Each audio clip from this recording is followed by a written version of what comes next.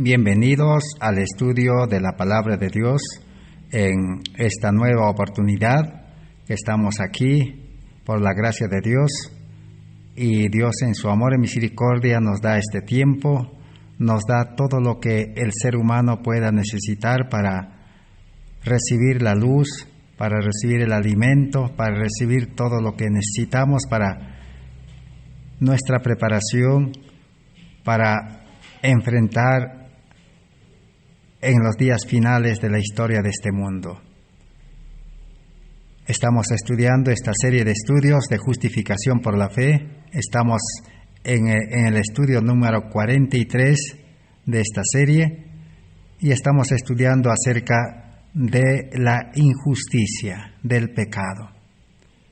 Porque si no entendemos el pecado en toda su amplitud, en toda su profundidad, en todo el significado que tiene que ver con nuestra vida pecaminosa, entonces eso va a impedir de que podamos ser justificados. Eso va a impedir para que podamos comprender realmente la verdadera justificación por la fe, que con ese nombre Dios ha dispuesto esta salvación para este tiempo actual. Por eso, toda pretendida justificación por la fe, que declara justo a un hombre, perdonado, y que este creyente continúa deliberadamente desobedeciendo la ley de Dios, es realmente un engaño, una mentira, una falsa justificación. Distorsiona todo este mensaje y por haber comprendido mal. Porque el que ha sido justificado ya está habilitado, ya está preparado, ya ha nacido a una vida de obediencia, y su vida será una vida de continua obediencia perfectamente a la ley de Dios, y será una vida de constante crecimiento en la perfección, en justicia, en santidad, en limpieza, en consagración, en todo prácticamente. Ese es el evangelio de salvación que Cristo vino a desarrollar en este mundo, a hacer realidad, a cumplir la promesa de la salvación. Cristo murió en la cruz, dice, para que el creyente en Cristo pueda dejar de pecar. Cristo vivió una vida perfecta sin pecado para que ahora el creyente verdadero también pueda vivir esa vida. En nuestra humanidad podemos vivir esa vida de perfección. Por eso necesitamos seguir estudiando acerca del pecado, de la injusticia. Pecado no solamente son los actos, hemos dicho, no solamente es el hecho o la consumación del desacato o de la desobediencia, sino el pecado comienza en el corazón. El corazón es la fuente, hemos visto. Allí está el deseo al pecado, la raíz del pecado. Y de ahí se manifiesta a la mente, a los pensamientos, a la imaginación. Y de ahí pasa a los sentidos, a la vista, al oído. Eso es lo que Dios juzga. Lo que los hombres juzgan las cosas externas y lo tienen como sublime, como un buen hombre, para Dios dice eso es abominación, eso es pecado. Pero Dios ve, dice, el corazón. Por eso necesitamos comprender claramente este asunto de la verdad de la justificación por la fe, para no caer en el engaño. Porque Apocalipsis 3, 14 al 18, a los creyentes laodicenses nos dice: no os engañéis. Uno puede engañarse y puede ser engañado también. Así como hay moneda o dinero, billete falso, y para conocer el falso necesitamos conocer el verdadero. Entonces, por eso nuestro objetivo es conocer ahora qué es el pecado en su amplitud, qué tiene que ver en la vida del justificado. Aquí tenemos una declaración muy clara en Romanos capítulo 2, el verso 13. Pareciera que contradice a la justificación que presenta Pablo en el capítulo 3, 4, 5, 6, 7, 8. Pero Pablo en el capítulo 2 comienza diciendo: no los oidores de la ley son justos para con Dios, mas los hacedores serán justificados. Pareciera que aquí presenta una justificación por obras, pero no es, sino más bien esto es una confirmación de la justificación por la fe. Veamos entonces cómo se entiende esto. La justificación entonces tiene que ver con la ley de Dios. No solo es por fe, sino la ley juega un papel importante en la justificación, porque la ley lleva a la justificación y el justificado vive, obedece, cumple la ley perfectamente. Por eso el término significa hacer justo. Tenemos que entender esa expresión de hacer justo. Porque Romanos 2:13 dice: no los oidores de la ley son justos. O sea, ¿quién es justo? Justo no es el que solamente en teoría tiene, en la letra, o el que escucha nada más. Sino justo, dice, es el que hace, el que cumple, el que lo vive. Ese es el justo, dice. Por eso dice: no solo los oidores son justos para con Dios, sino más los hacedores serán justificados. Eso quiere decir que entonces el hombre justo, por lo tanto, es el que cumple la ley. Ser justo significa entonces recto. Por lo tanto, ya que el hombre justo es hacedor de la ley, se deduce que justificar a un hombre, esto es hacerlo justo. Es hacerlo un cumplidor de la ley. Entonces, cuando un creyente pues ha entendido este mensaje realmente, ha entendido que no hay vida en el pecado, la vida del ser humano es pecaminoso, el ser humano siempre va a pecar, porque tiene la fuente del pecado, es un almacén de pecado su corazón, su mente. Entonces entiende esto y acepta a Cristo como su justicia. Y nace de nuevo y nace como un justo. No solo es perdonado legalmente, sino es justo. Y ahora va a ser cumplidor de la ley. Por eso dicen: no los oidores de la ley son justos, sino los hacedores son justos. Entonces, para ser un hacedor de la ley, hay que ser justo primero. Porque la ley es una ley justo, la ley es una ley santa, bueno. Entonces, el creyente en Cristo tiene que ser justo, tiene que ser santo, tiene que ser bueno para cumplir una ley buena. Eso es lo que necesitamos comprender. Por eso, una pretendida justificación que no es la verdadera es pues decir que uno es justificado, es perdonado, es hecho justo, pero deliberadamente sigue desobedeciendo la ley, sigue pecando. Ya hemos visto que imperfección del carácter es pecado. Tener todavía el yo, el egoísmo, es pecado. Y enojarse o tener ira o cólera o descontento es pecado. Entonces, eso indica que todavía no hemos sido justificados. Por eso, en esta oportunidad, para seguir estudiando, necesitamos un poco ir aclarando esto también.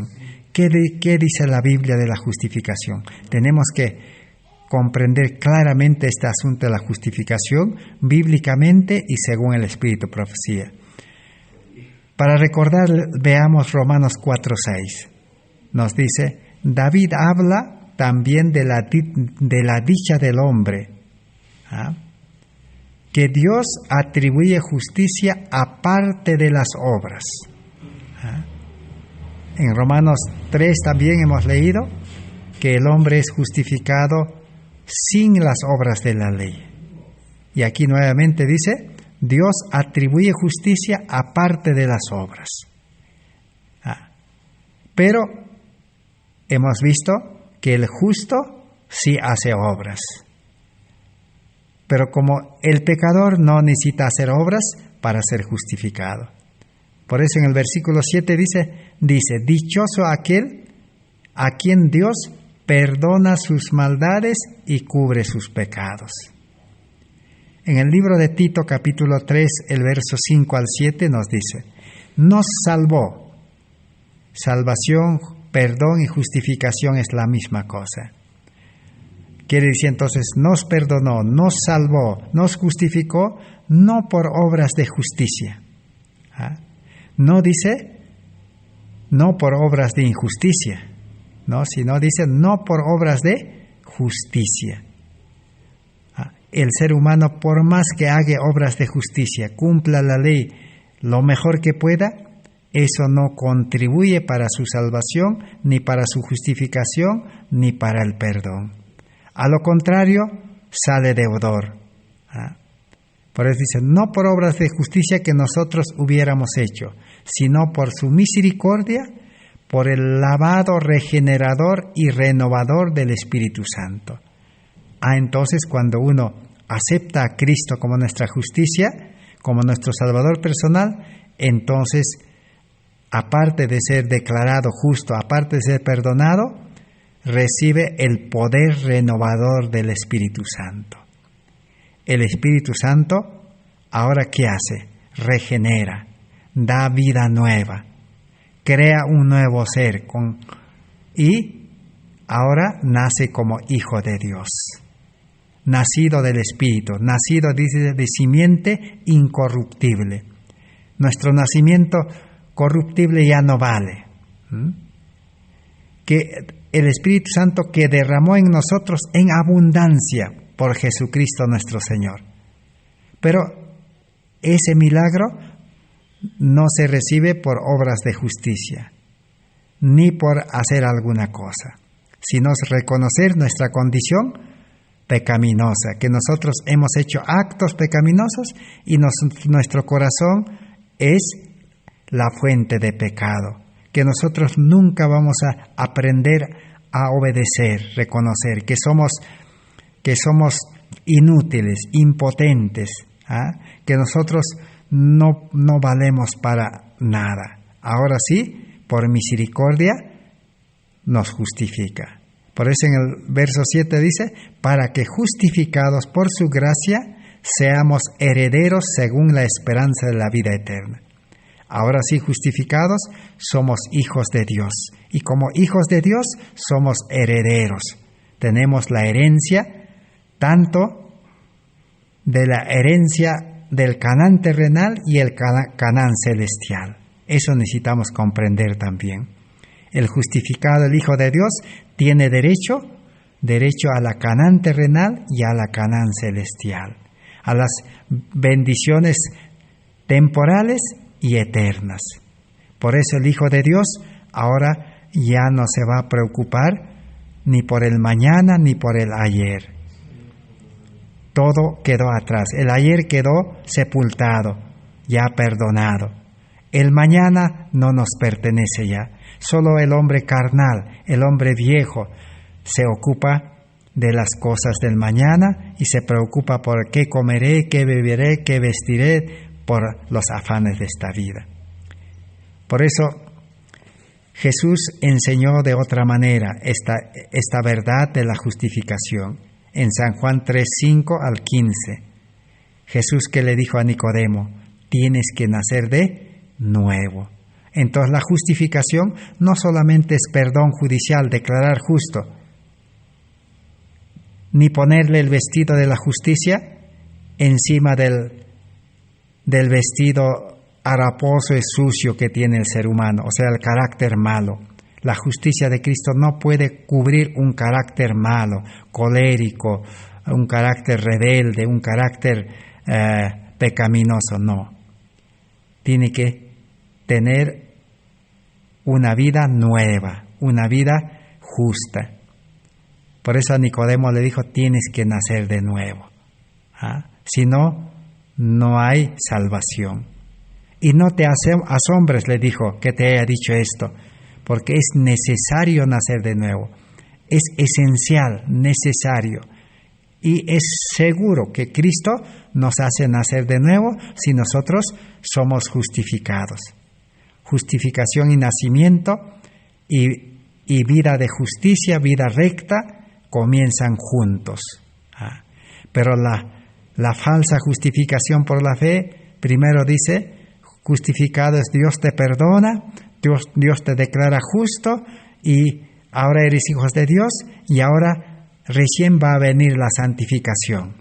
Poco a poco ahora vas a recibir santificación y tu vida va a cambiar. Entonces, el ser humano natural perdonado, con naturaleza pecaminosa, no va a cambiar nunca. Mejorará algo, pero no va a cambiar. Esa es la falsa justificación por la fe. El diablo es el que ha distorsionado esa falsificación. Por eso ha utilizado y ha creado el panteísmo. No dice, Dios mora en ti, no hay problema. Dios es bueno, dice, te va a perdonar. Sigue pecando nomás, sigue siendo imperfecto. Eres humano, dice, no puedes ser perfecto. No puedes realmente vivir una vida santa, dice. Eso será, dice, en la lluvia tardía. Eso será cuando Cristo venga. Es la falsa justificación por la fe. Por eso, los religiosos, ya cada hermano, cada hermana sabe. Yo, por ejemplo, puedo dar testimonio. Yo estoy 40 años religioso. Religioso, guardador de la ley. Pero el carácter no ha cambiado totalmente. Habrá mejorado algo. La obediencia también habré aprendido a obedecer algo, pero uno no llega a obedecer perfectamente. Es una falsa seguridad, un engaño propio. Por eso dice, no te engañes, dice, no digas soy rico, si no somos pobres, miserables. Necesitamos reconocer, necesitamos una justificación verdadera y completa. El justificado comienza pues una vida de justicia, de rectitud. Justificación es inseparable de la santificación. Es cierto que la santificación prosigue, la justificación prosigue también. La entrega es cada día. Cada día tenemos que hacer un pacto, una entrega con Dios, renovar nuestro voto, nuestro pacto. No es una vez justificado, convertido, ya está, tampoco. Ni tampoco ya vendrá la santificación después, no. Son inseparables. Entonces un justificado no puede seguir viviendo en pecado. Es cierto que las flaquezas, las debilidades, las inclinaciones se van a manifestar. Pero para eso Dios ha provisto también la solución. Cristo está intercediendo. Hay un intercesor, hay un abogado. Eso ya estudiaremos en su momento. Por eso Nicodemo no entendía, le dijo, como Moisés levantó la serpiente en el desierto, así es necesario que el Hijo del Hombre sea levantado, para que todo aquel que en él cree no se pierda, mas tenga vida eterna. Le dijo, nacer de nuevo es aceptar a Cristo crucificado. Y que nosotros también tenemos que ser crucificados con Cristo, nuestro viejo hombre. Y tenemos que nacer a vida nueva. Así es. Entonces eso necesitamos comprender claramente. Si no comprendemos esto, entonces no hemos entendido el pecado. Vamos a seguir viviendo en pecado. Veamos cómo confirma el Espíritu de Profecía esta verdad bíblica. En Comentario Bíblico, tomo 5, 1070, dice así. Esto es justificación por la fe. A ver, ¿cuál es? ¿Cómo explica más ampliamente el Señor? Cuando el pecador arrepentido, contrito delante de Dios, discierne la expiación de Cristo en su favor y acepta esa expiación como su única esperanza en esta vida y en la vida futura, sus pecados son perdonados. Entonces, arrepentimiento, aceptar a Cristo crucificado, y nosotros también tenemos que ser crucificados, nacer a vida nueva. Ahora sí sus pecados son perdonados, dice. Esto es justificación por la fe, textualmente así dice ahí, en esa página. Cada creyente debe moldear eternamente su voluntad con la voluntad de Dios y mantenerse en un estado de arrepentimiento y contrición. Así que entonces su voluntad está entregado a Dios y funciona la voluntad unido a la voluntad de Dios. El hombre ya no hace su voluntad, ya no va a volver a su vida antigua, no solamente a la vida antigua de pecado, sino a su vida antigua también, de ser esclavo del mundo, trabajar para el mundo, vivir para el mundo, matarse para el mundo, sacrificarse para el mundo, para las transnacionales, para el sistema, para los grandes del mundo que manejan la economía del mundo. Ya no esclavo del mundo, ahora es esclavo de Cristo. Arrepentimiento y contrición es diario, continúa. No es una vez arrepentido, ya está, porque el viejo hombre puede levantarse, el viejo hombre está ahí. Sigue diciendo, ejerciendo fe en los méritos expiatorios del Redentor y avanzando de fortaleza en fortaleza, de gloria en gloria, hay un crecimiento de carácter en carácter. De un carácter bueno a un carácter más bueno. No es de un carácter malo a bueno. Eso es evolución. Eso es engaño. Sigue diciendo. Justificación y perdón son la misma cosa. Ahí está.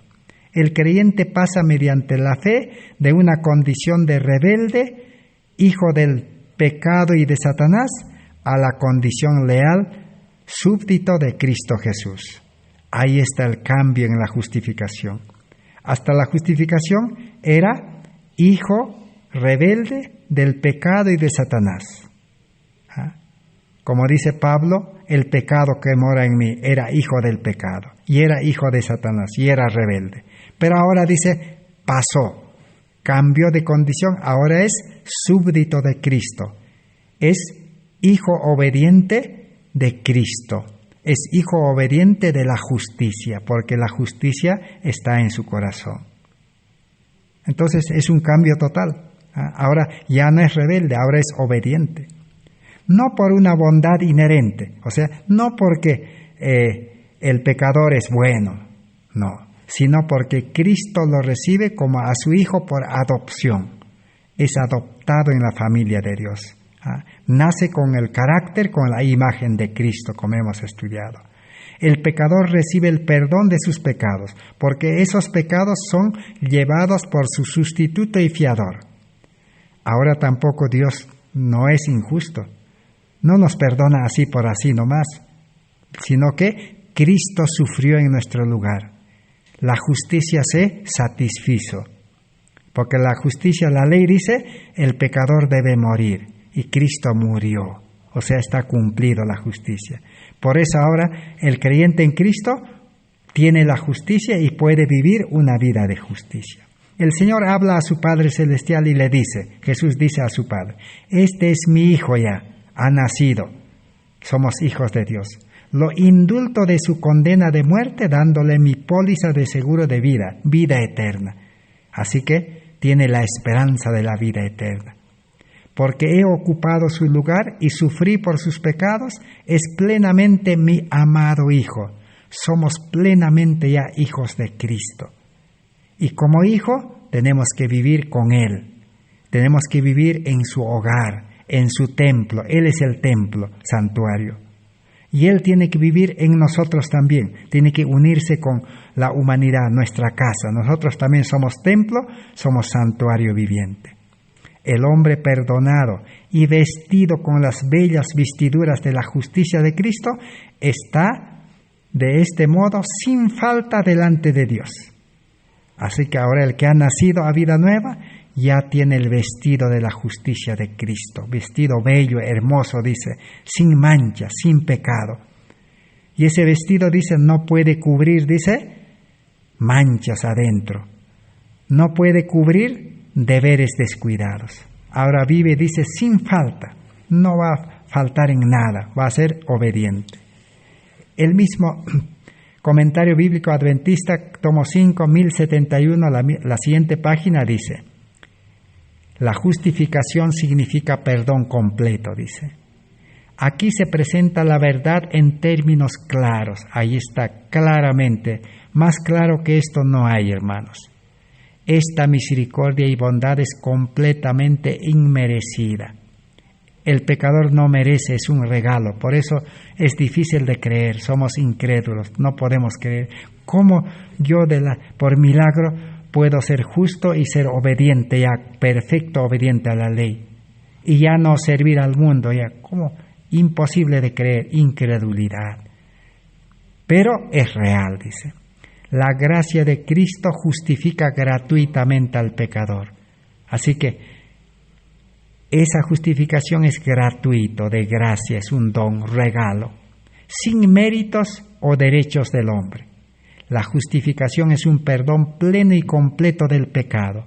Un pecador es perdonado en el mismo momento en que acepta a Cristo por fe. Entonces la justificación se realiza, el cambio total de ser hijo del Satanás, del pecado y rebelde, para pasar a ser hijo obediente de Cristo de la justicia, es de un momento a otro. Cuando uno aceptó por fe a Cristo con verdadera fe, se realiza en el mismo momento. No necesita esperar años para ser justo, santo, perfecto. No.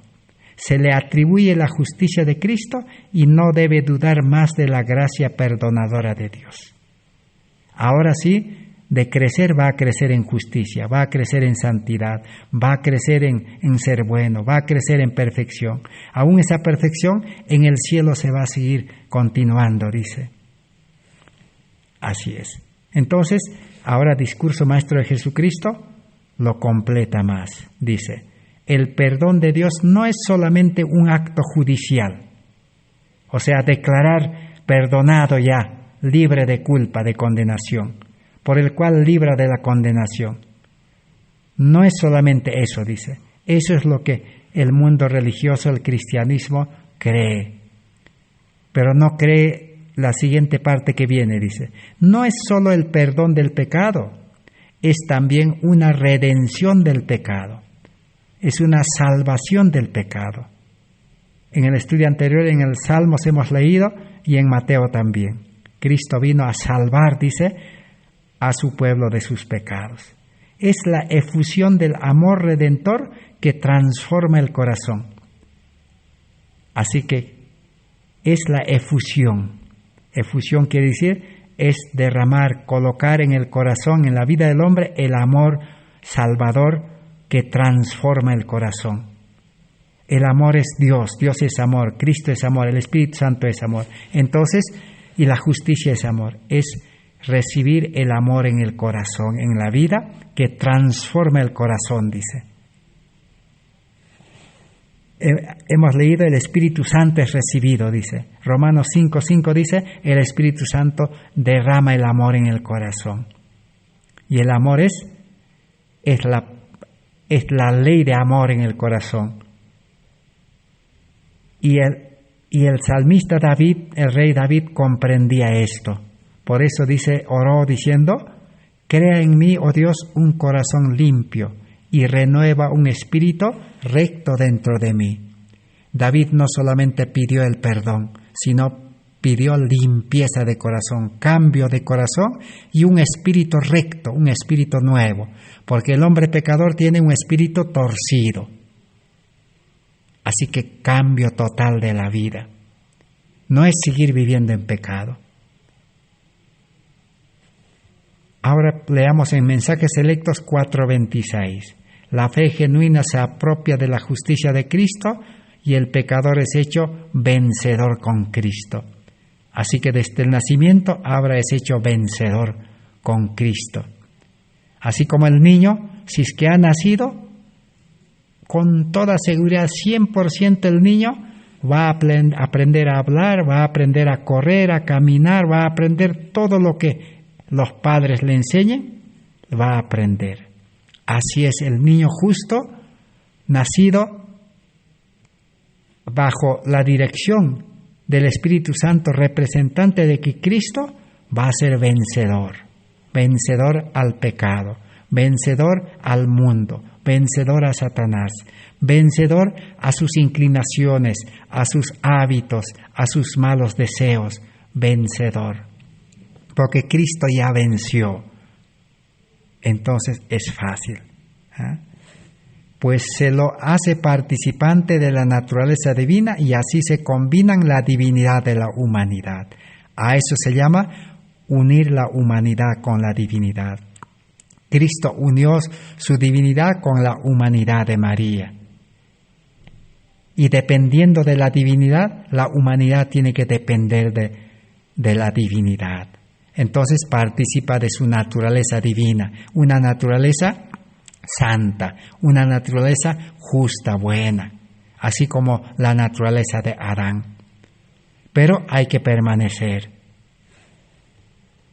En el mismo libro, Mensaje Selectum 1:4-27, termina diciendo: el que está intentando alcanzar el cielo por sus propias obras al guardar la ley, está intentando un imposible. El hombre natural, por más educado que sea, por más sabio que sea, ¿no? Por más que pida ayuda a Dios, nunca va a poder guardar la ley. No es guardar la ley y ser obediente con la ayuda de Dios, no. Más bien, el ser humano justificado se torna en ayudante de Dios. Cristo toma el control, dice, Él es el capitán, Él es el arquitecto, Él es el maestro, Él es Dios, Él es el Padre. Nosotros somos hijos, siervos, ayudantes, coadjutores, dice Pablo. Pero el ser humano pues piensa que con la ayuda de Dios voy a mejorar, dice, voy a aprender, voy a reformarme, voy a santificarme, voy a perfeccionarme, con tal que necesito ser perdonado nada más. Esa es la falsa justificación por la fe que el diablo inventó. Dios es bueno, dice, Dios, sigue pecando, Dios te va a perdonar, tú eres imperfecto, estás en el mundo, dice, tienes que vivir del mundo, tienes que servir al mundo y servir a Dios también. El hombre, dice, no puede ser salvado sin la obediencia, claro, pero sus obras no deben ser propias. Cristo debe efectuar en él tanto el querer como el hacer por su buena voluntad. Cristo es perfecto, Dios es perfecto, hemos leído en la Biblia.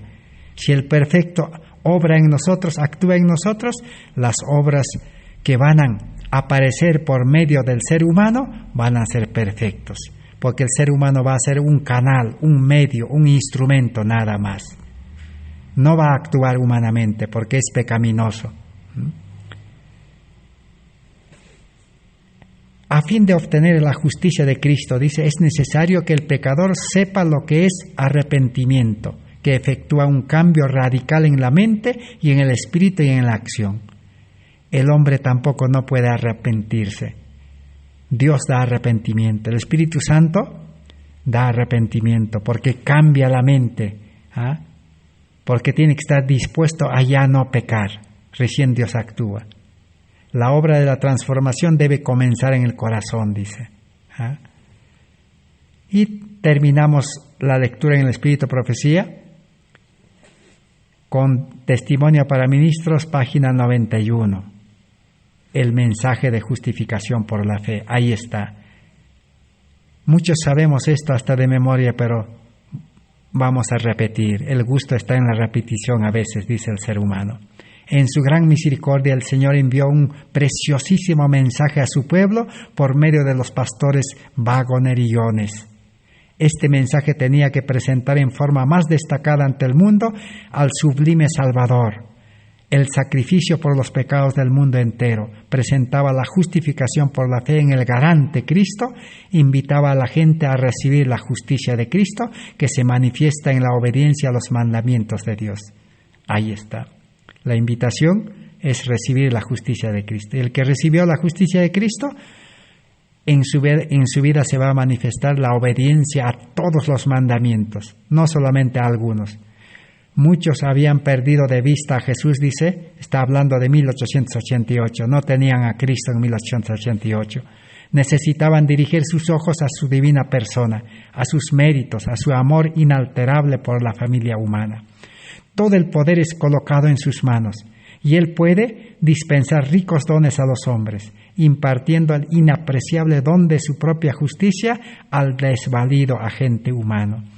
Este es el mensaje que Dios ordenó que fuera dado al mundo. Ese es el mensaje que el mundo está esperando, y nosotros tanto tiempo hemos esperado también. Y es el mensaje del tercer ángel, dice, que ha de ser proclamado en alta voz, acompañado por el abundante derramamiento del Espíritu Santo.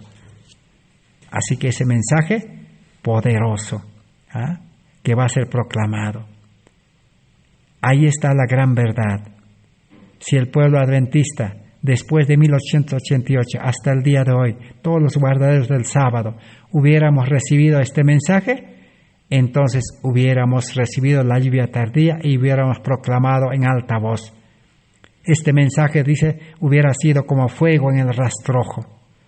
Pero como eso no ha acontecido, ¿no? Ni siquiera no hemos podido vivir una vida perfecta por medio de Cristo, entonces eso indica que no hemos recibido, no hemos aceptado. Ahora Dios nos está dando una nueva oportunidad. Hoy es el día de nuestra oportunidad.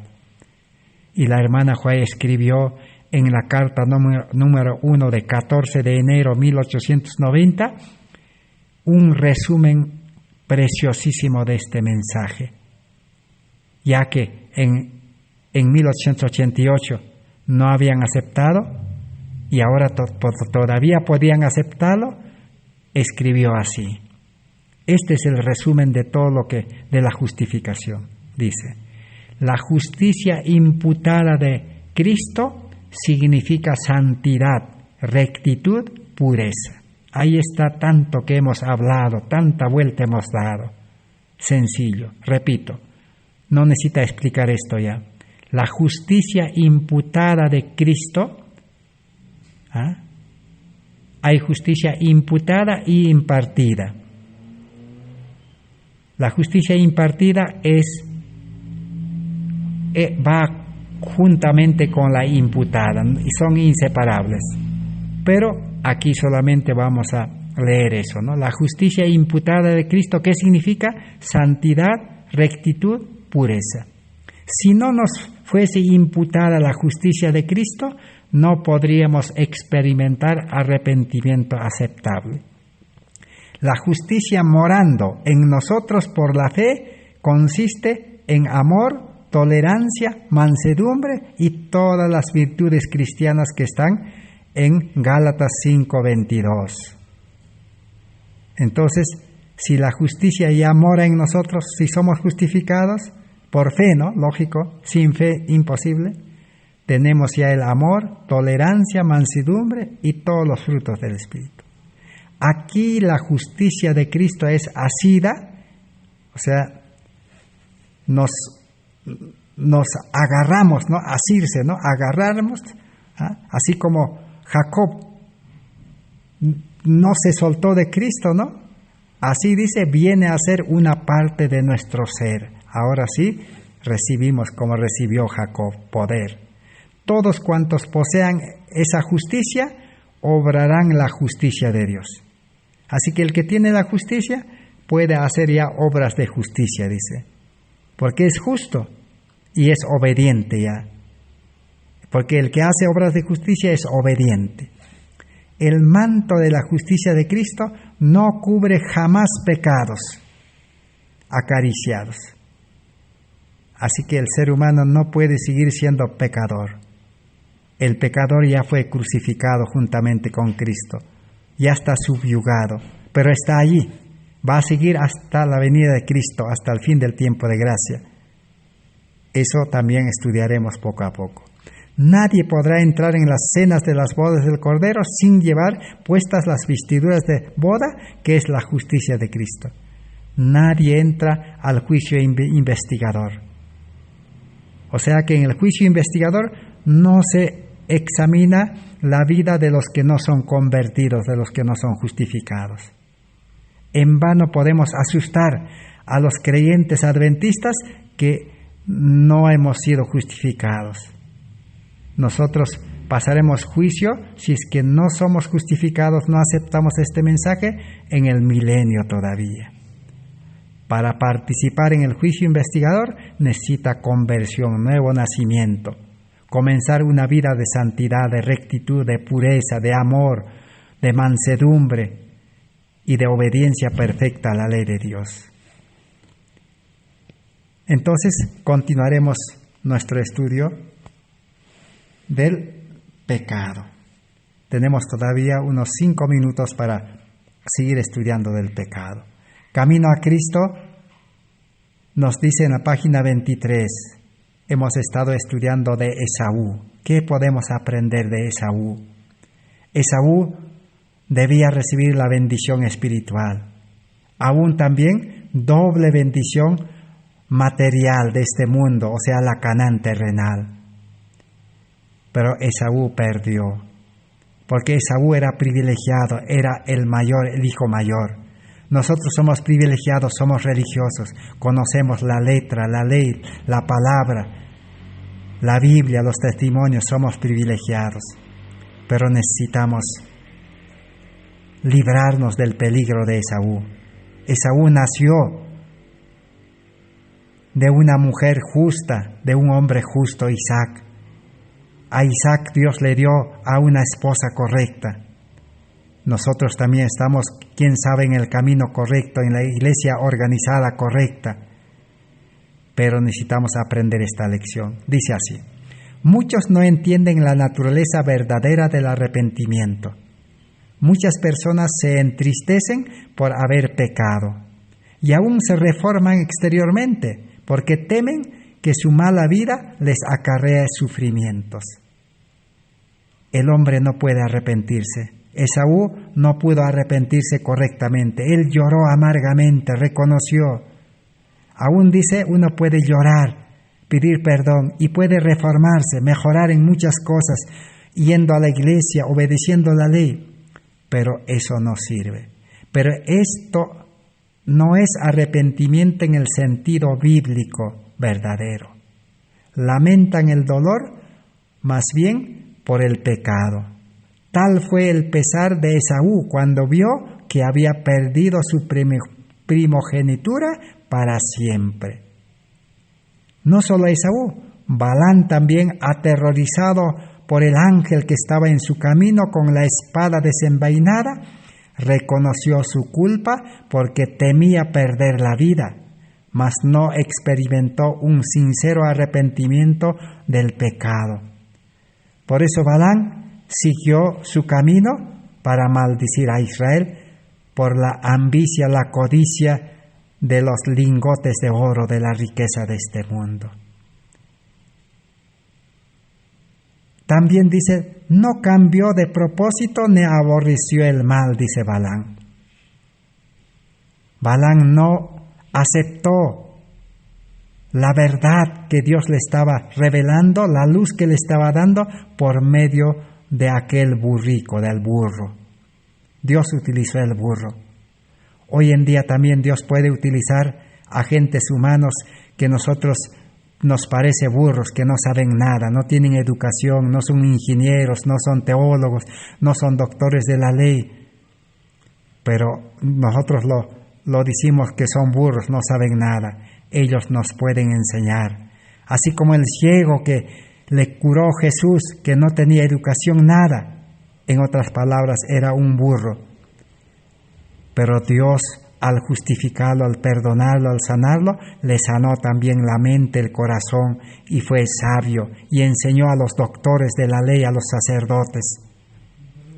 También dice, Judas Iscariote, después de traicionar a su Señor, exclamó, he pecado, he entregado sangre inocente, aún devolvió el dinero, lloró amargamente, pero no experimentó el verdadero arrepentimiento. No estaba dispuesto a dejar su vida antigua, el mundo, el pecado, los afanes de este mundo, el trabajo de la esclavitud de este mundo. No existe ningún trabajo que no sea esclavitud en este mundo y servir a los poderes de este mundo que nos esclavizan. No existe ningún trabajo. No hay un trabajo honrado, no existe. El único trabajo es agricultura orgánica y solo el dueño de la tierra, que es Cristo, el dueño del mundo, nos puede llevar. Él es el que ha creado la agricultura, el trabajo para el hombre. Él nos puede enseñar. El hombre no nos puede enseñar. Así que ese es el verdadero arrepentimiento, que necesitamos librarnos como Esaú, como Balaam, que era profeta todavía, y Judas también era discípulo seguidor de Jesús. Y perdieron por no entender el asunto del nacimiento. También nos habla Cristo triunfante, página 180, aunque David se arrepintió de su pecado, fue perdonado y aceptado por el Señor, cosechó las funestas consecuencias de la siembra que él mismo había sembrado. En su propia casa se debilitó su autoridad y su derecho a sus hijos que le respetasen y obedeciesen. David también experimentó verdadero arrepentimiento. Por eso dijo: crea en mí un corazón nuevo, límpiame, purifícame. Pero aceptó las consecuencias, cosechó las consecuencias. Sus hijos se rebelaron. Él fue expulsado, dejó el reino, dejó su casa, dejó el mundo, los afanes de esta vida. Y estuvo dispuesto a sufrir con Cristo. El sufrimiento fue un placer para él, porque recibió la gracia de Dios, el perdón de Dios, justificación de Dios. Eso es lo que necesitamos nosotros en este tiempo actual. Por eso estamos estudiando este estudio. Que Dios pueda hacernos comprender. Dice que cuando Jesús resucitó a los discípulos, hemos leído un texto bíblico ya. Jesús dice, les abrió el entendimiento a los discípulos que estaban reunidos aquella noche después de la resurrección de Jesús. Si aceptamos a Cristo, nuestra justicia, Él va a abrir nuestro entendimiento. Y nos va a gustar estudiar la palabra de Dios. El mensaje de Cristo crucificado va a ser una delicia, va a ser miel, va a ser una mina. Pero para el hombre natural, para el hombre que no renuncia a su pecaminosidad, a su corazón malo, a este mundo, el estudio es difícil. No hay tiempo para estudiar. Lee la Biblia, se duerme. No quiere estudiar profecías, doctrina, quiere estudiar reforma por salud, quiere estudiar tantas cosas que la Biblia enseña. Es un camino equivocado. Jesús a Nicodemo que le dijo, no necesitas conmigo estudiar doctrina, profecías, nada, si no tienes que nacer de nuevo. Por eso Pablo entendió esto. Pablo dijo, no dedicaré mi vida a nada, dijo, ni a filosofías, ni nada, sino solo a Cristo crucificado. Así Pablo terminó su vida de este mundo y comenzó una vida nueva. Y era un placer llegar a Roma y llevar el Evangelio a los palacios del César con el poder de Dios, aunque con cadenas en la mano. Tuvo muchos hijos espirituales en Roma. Había una iglesia invisible en Roma, en el palacio de Nerón. Dios nos quiere preparar y nos quiere llevar al mundo, enfrentar a los poderes de este mundo con el poder de Dios. Así como David enfrentó a Goliat. Así como Sansón también, cuando todavía tenía el Espíritu de Dios, para él era fácil enfrentar a los filisteos. Gedeón también con los 300 se enfrentó. Hoy en día Dios está buscando 300 convertidos, 300 sinceros que renuncien a todo para dar el fuerte pregón, para que su venida sea pronto, para que también la persecución se desate.